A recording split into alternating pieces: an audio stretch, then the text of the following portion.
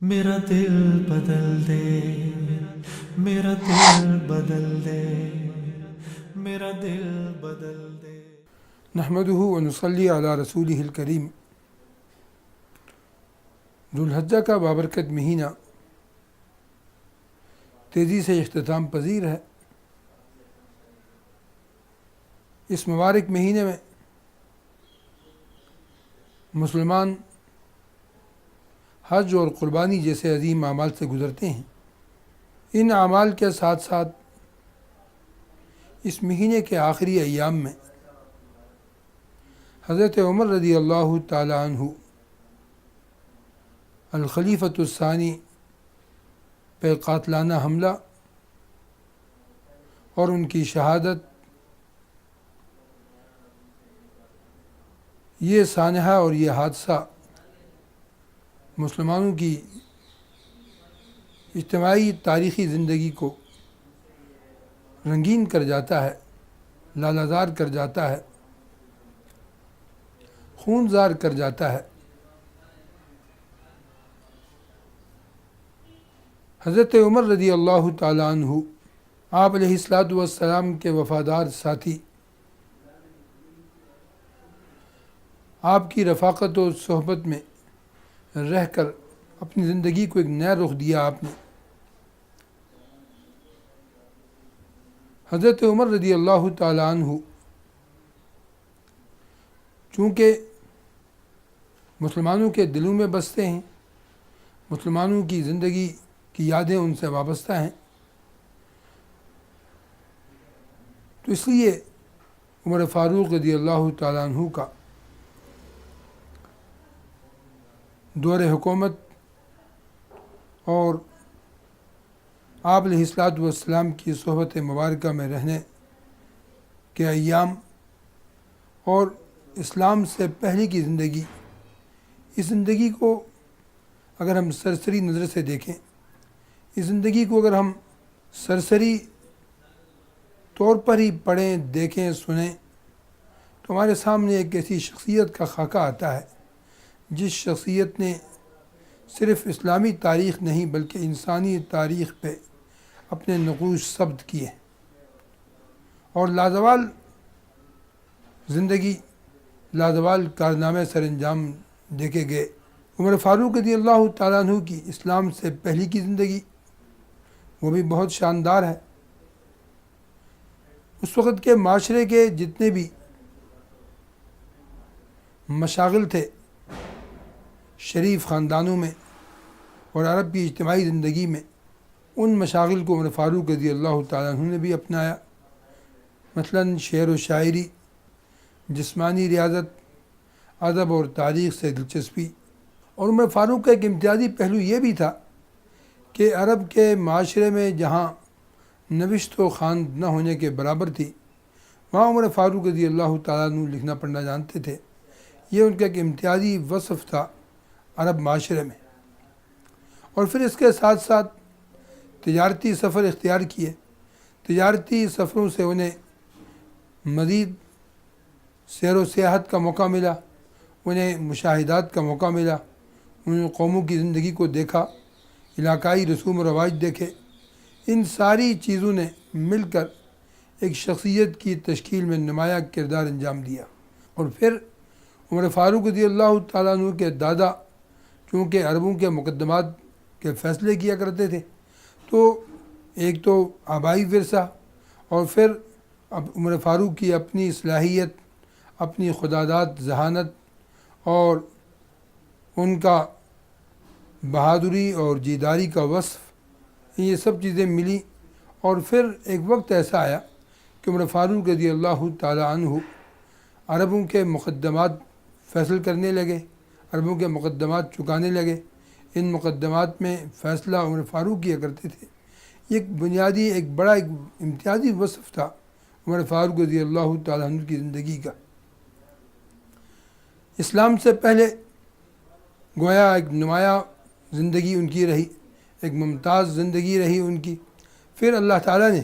اپنے نبی علیہ الصلاۃ والسلام کی دعا کی برکت سے اللہ نے عمر فاروق کو اسلام عطا فرما دیا، کیونکہ اللہ کے پیغمبر نے دعا مانگی تھی،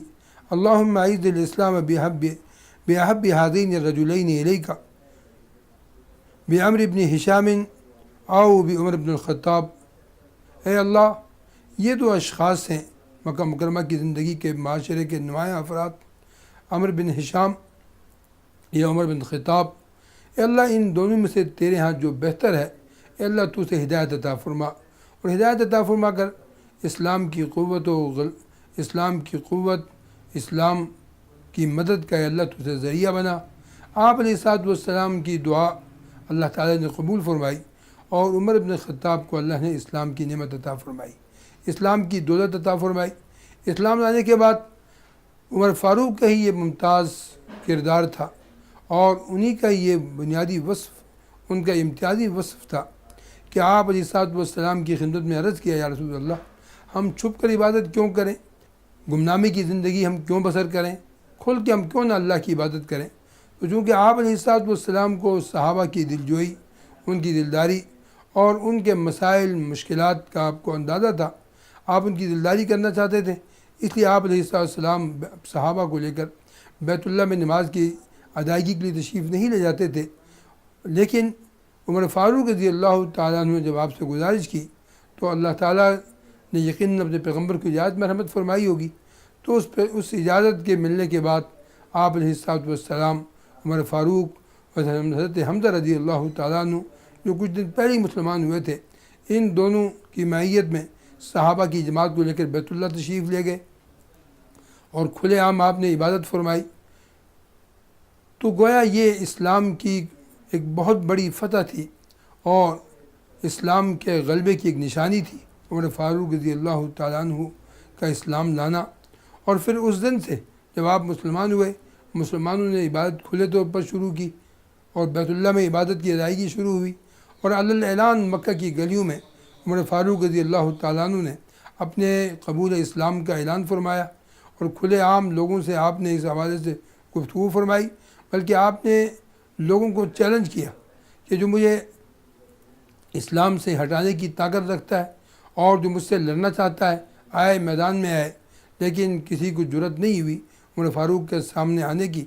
تو عمر فاروق رضی اللہ تعالیٰ عنہ نے اسلام لانے کے بعد مکے کی زندگی میں علی الاعلان اسلام کی دعوت کو چلایا،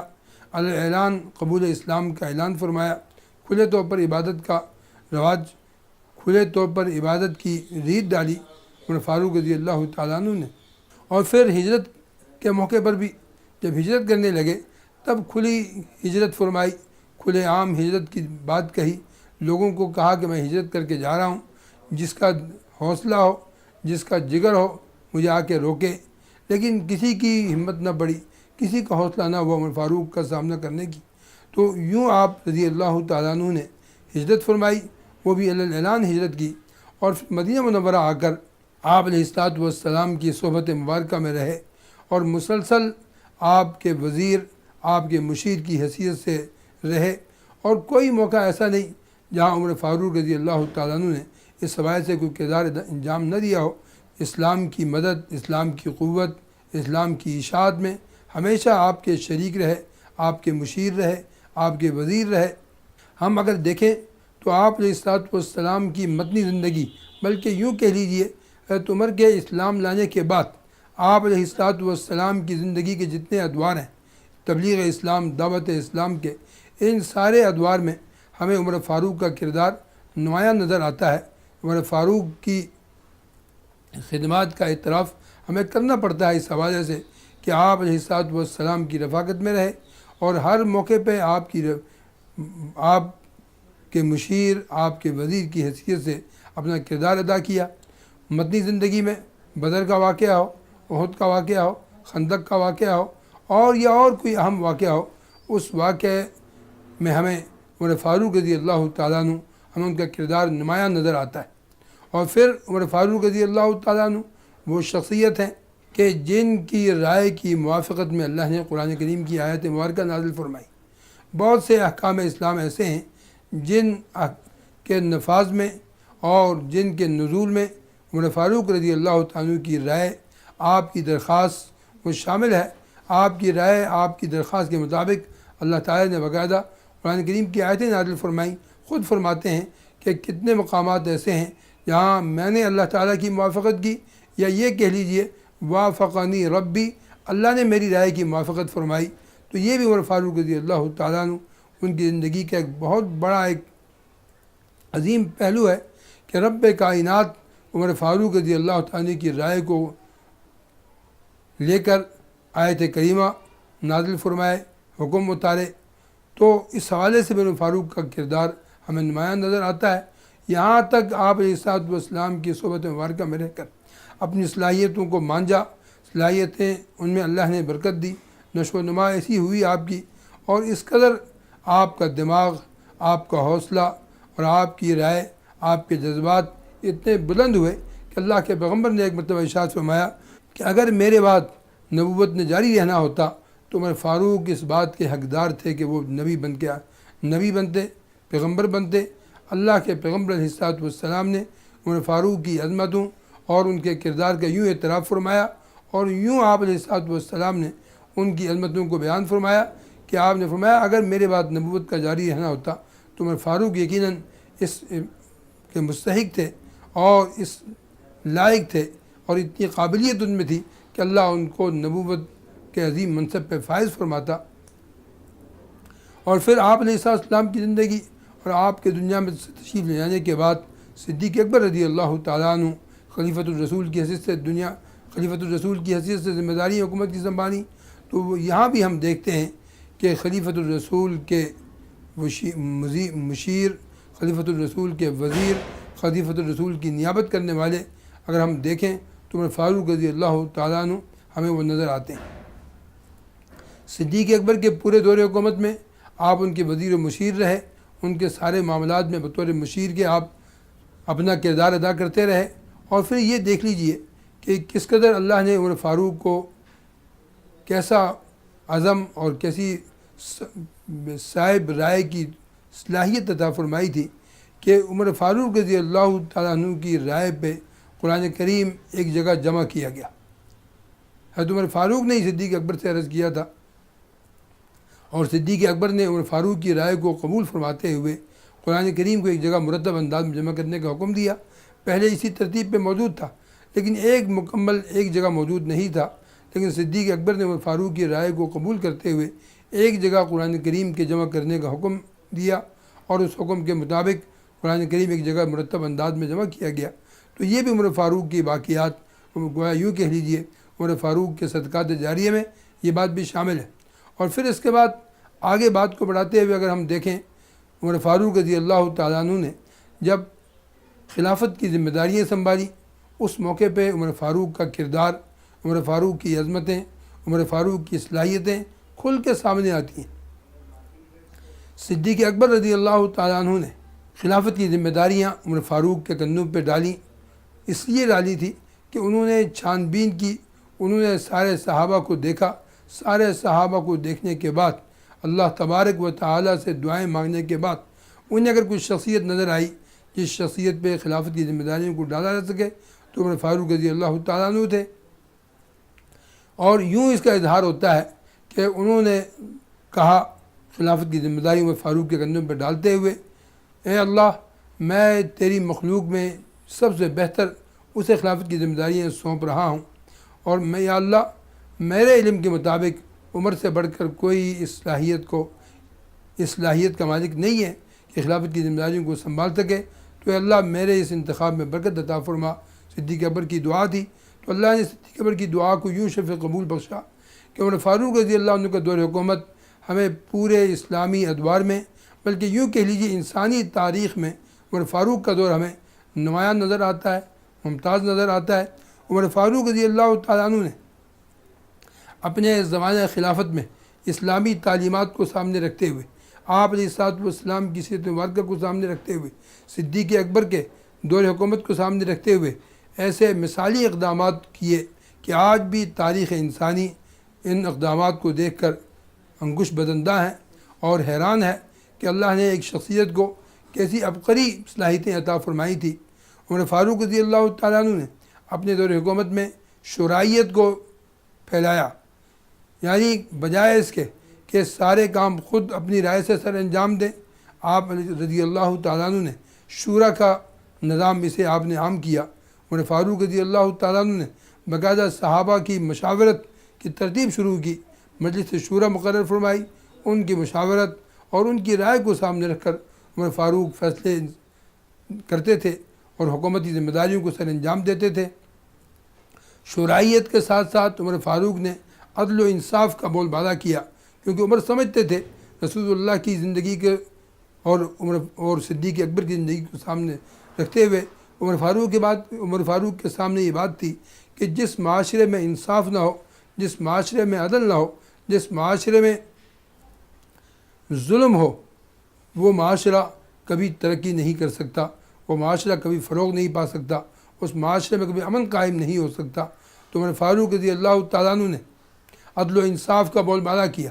اور ایسے اقدامات اٹھائے کہ وسیع سلطنت میں کسی گورنر کو، کسی حاکم کو اور کسی سرکاری افسر کو اس کی جرات نہیں ہوتی تھی کہ کسی پہ ظلم کرے، کسی چاہے اقلیتی طبقے سے تعلق کیوں نہ رکھتا ہو اور چاہے کوئی محکوم طبقے سے کوئی تعلق نہ رکھتا ہو، لیکن کسی کی جرات نہیں ہوتی تھی کہ کسی پہ ظلم کرے اور اس حوالے سے کوئی ایسا قدم اٹھائے جو عدل و انصاف کے منافی ہو۔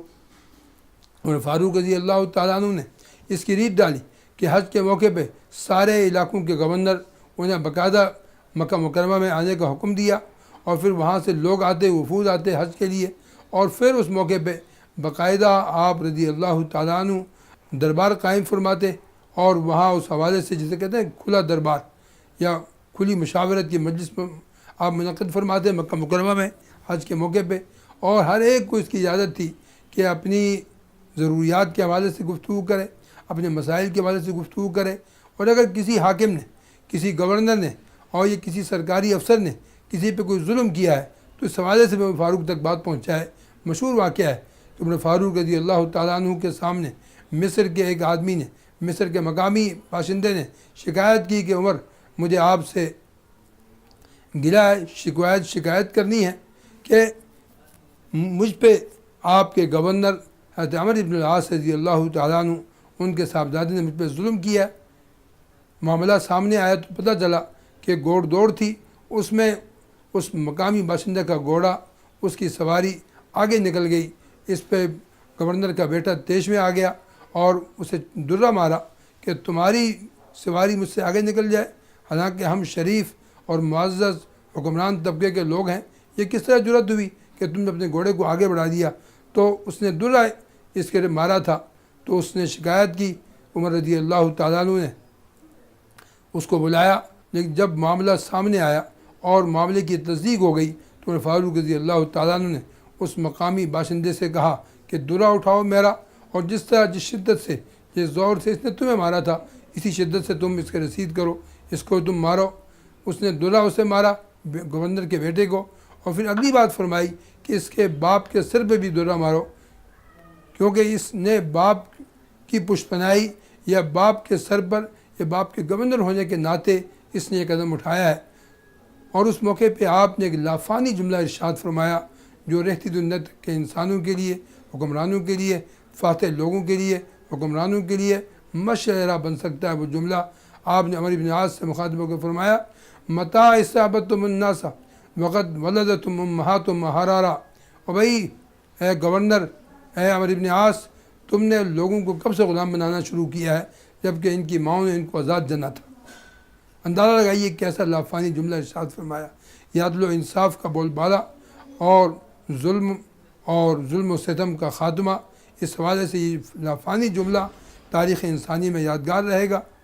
عدل و انصاف کے ساتھ ساتھ عمر فاروق رضی اللہ تعالیٰ عنہ نے اس کا بھی بڑا اہتمام کیا کہ انسانی حقوق کا خیال رکھا جائے۔ انسانی حقوق آج کی دنیا کا سب سے بڑا مسئلہ ہے۔ آج مغرب انسانی حقوق کے نام پہ ظلم ڈھا رہا ہے، آج مغرب انسانی حقوق کے نام پہ انسانوں کے حقوق چھین رہا ہے، اپنے آپ کو انسانی حقوق کا علمبردار اور چیمپئن سمجھتا ہے۔ اور ظلم یہ ہے، المیہ یہ ہے کہ مغرب اپنی ساری کی اپنی ثقافتوں، اپنی درندگی، اپنی بہیمیت کے باوجود انسانی حقوق کا علمبردار بنا ہوا ہے، اور مشرق بھی سمجھتا ہے کہ انسانی حقوق اگر کہیں ہیں تو مغرب میں ہیں۔ گویا مغرب کو انسانی حقوق کا چیمپئن سمجھ لیا گیا، اور انسانی حقوق کے حوالے سے مغرب کی بالادستی کو ہم نے قبول کر لیا ہے، جبکہ حقیقت کے برعکس ہے۔ انسانی حقوق اگر دیے ہیں تو اسلام نے انسانی حقوق کا خیال رکھا ہے۔ آپ علیہ الصلوۃ والسلام کی زندگی انسانیت کے لیے مشعل راہ ہے، اور پھر آپ کے خلفاء نے انسانی حقوق کا کیسا خیال رکھا، انسانی حقوق کی کیسی پاسداری کی، اس کے لیے عمر فاروق کو اگر آپ دیکھیں تو آپ کو اندازہ ہوگا کہ انسانی حقوق کا انہوں نے کیسا اہتمام کیا اور کس انداز سے انہوں نے انسانی حقوق کا علم اٹھایا۔ انسانی حقوق میں اقلیتوں کے حقوق آتے ہیں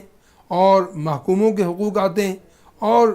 جتنے بھی مظلوم طبقات ہیں ان کے حقوق کی نگہداشت انسانی حقوق کا بنیادی فلسفہ ہے۔ تو اس حوالے سے اگر ہم دیکھیں تو عمر فاروق رضی اللہ تعالیٰ عنہ ان کی حکومت، ان کا دور خلافت اس حوالے میں مثالی نظر آئے گا، انہوں نے انسانی حقوق کا کیسا خیال رکھا۔ بیت المقدس فتح ہوا، اس موقع پہ بیت المقدس کے فتح کے موقع پہ جو معاہدہ لکھا آپ رضی اللہ تعالیٰ عنہ نے لکھا عیسائیوں کے حوالے سے، کیونکہ عیسائیوں سے بیت المقدس لیا تھا، تو اس حوالے سے اس معاہدے میں یہ بات لکھی ہوئی تھی کہ عیسائیوں کا گرجا، عیسائیوں کے جتنے گرجے ہیں، جتنی ان کی مذہبی عبادت گاہیں ہیں، ان تمام کا خیال رکھا جائے گا۔ وہاں کسی حوالے سے مسلمانوں کی اس کی اجازت نہیں دی جا سکتی، اجازت نہیں ہوگی کہ وہاں جا کے عبادت کریں یا ان کے مذہبی معاملات میں کوئی مداخلت کرے کوئی حکومت، اس کی کسی حکومت کو اس کی اجازت نہیں ہے۔ حضرت عمر فاروق رضی اللہ عنہ اس کا اہتمام کیا، جبکہ اس سے پہلے جب وہاں عیسائی تھے تو عیسائی حکومت میں یعقوبی فرقہ کے لوگ جو عیسائی نہیں تھے، الگ فرقے سے تعلق رکھتے تھے، ان کو آگ میں ڈالا گیا، ان کے جسموں کو آگ سے داغا گیا، اور ایسا بھی ہوا کہ کتنے یعقوبی فرقے کے لوگ جو اقلیتی طبقے کے لوگ تھے عیسائیوں کے دور حکومت میں، ان کو ریت کی بوریوں میں بند کر کے سمندر کی تہ میں ڈال دیا گیا۔ لیکن عمر فاروق رضی اللہ تعالیٰ عنہ نے ان سارے ظالمانہ اقدامات کو ختم کرتے ہوئے انسانی حقوق کی بالادستی اسے رواج دیا، اس حوالے سے اقدامات کیے۔ لیکن چونکہ آج مسلمان سیاسی اور فوجی لحاظ سے کمزور ہے، اس لیے مسلمان صحیح بات بھی نہیں کہہ سکتا، اور مسلمان اس حوالے سے پریشانی کا شکار ہے، اور مسلمان بیچارہ مظلوم ہوتے ہوئے بھی آج ظالم اسے بنا دیا گیا ہے۔ عمر فاروق کا دور حکومت دیکھیں تو آپ کو اندازہ ہوگا کہ عمر فاروق رضی اللہ تعالیٰ عنہ نے کیسے مثالی اقدامات اٹھائے انسانی حقوق کے حوالے سے۔ اقلیتوں کے حقوق میں ان کو مذہبی آزادی عطا فرمائی، آپ نے ان کو مذہبی آزادی دی۔ اسلامی شریعت کے دائرے کے اندر ایک طبقے کو جتنی آزادی ہو سکتی ہے، ساری اس کی ساری آزادیاں آپ نے ان کو دیں۔ مذہبی حوالے سے سیاسی مخالفین جو مقامی علاقوں کے لوگ تھے، ان کے حقوق کا آپ نے خیال رکھا، کیونکہ قرآن کا لافانی جملہ ہے لا اکراہ فی الدین، یہ وہ جملہ ہے جس جملے کے اندر سارے کے سارے حقوق آ گئے، اور اسلام نے پابند کر دیا اپنے پیروکاروں کو کہ کسی بھی طبقے کو اور کسی بھی شخص کو آپ دین میں داخل ہونے پہ مجبور نہیں کر سکتے۔ ہر شخص آزادی رکھتا ہے، ہر شخص اپنا عقیدہ رکھنے میں آزاد ہے، ہر شخص اپنا نظریہ رکھنے میں آزاد ہے، کسی کو اسلامی نظریے کا پابند نہیں کیا جا سکتا، اس پہ کوئی پابندی عائد نہیں کی جا سکتی۔ لا اکراہ فی الدین، اس آیت کے تحت عمر فاروق رضی اللہ تعالیٰ عنہ نے انسانی حقوق کے حوالے سے مثالی اقدامات کیے۔ مذہبی حقوق ہوں، سیاسی حقوق ہوں اور سماجی حقوق ہوں، سارے حقوق اسلام نے ان کی نگہداشت کا حکم دیا، اور عمر فاروق رضی اللہ تعالیٰ عنہ نے اس حوالے سے یہ سارے اقدامات ان کی پابندی کی۔ اور عمر فاروق رضی اللہ تعالیٰ عنہ نے اس حوالے سے دیکھیے کیسی آزادی رائے عطا فرمائی تھی کہ عمر فاروق وقت کا حکمران ممبر پہ خطبہ دے رہا ہے، اور مجمع میں ایسے لوگ موجود ہیں جو عام اشخاص ہیں، کوئی معاشرے کے نمایاں ممتاز اشخاص نہیں تھے، بلکہ معاشرے کے گمنام افراد تھے یا معاشرے کے عام طبقوں میں شامل لوگ تھے۔ لیکن عمر فاروق رضی اللہ تعالیٰ عنہ خلیفہ وقت سے بات پوچھ کر رہا ہے ایک آدمی کہ یہ آپ کا کرتا آپ کے جسم پہ میں نظر آ رہا ہے، جو کپڑا آپ نے ہمیں دیا تھا اس سے تمہارا کرتا نہیں بنا، جبکہ آپ قد میں بھی اونچے ہیں، لیکن آپ کا کرتا ہمیں نظر آ رہا ہے اس کپڑے سے، اس کی کیا وجہ ہے؟ تو آپ رضی اللہ تعالیٰ عنہ ناراض نہیں ہوئے اور اسے بیٹھنے کا نہیں کہا. نہ کوئی سرکاری کارندہ آگے بڑھا، نہ کوئی پولیس کا آدمی آگے بڑھا، نہ سادہ کپڑوں میں کوئی شخص پولیس کا آگے بڑھا جس طرح ہمارے ہاں ہوتا ہے. ہمارے مشرقی حکمران یہ آج یہاں انسانیت کی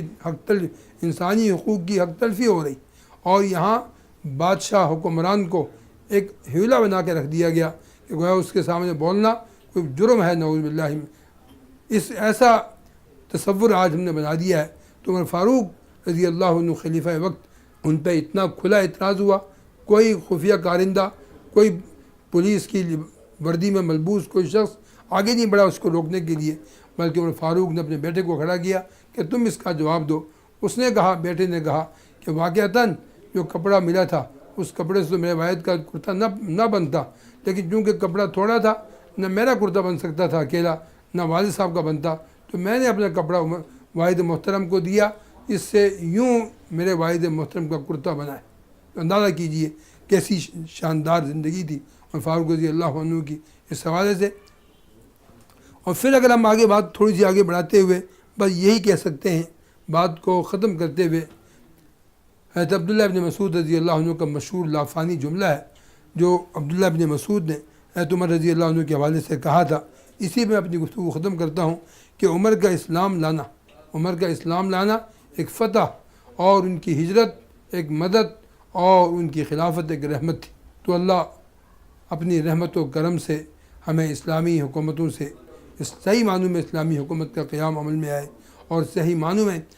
ہم اسلامی برکات سے فائدہ اٹھا دیں. وآخر دعوانا الحمدللہ رب العالمین.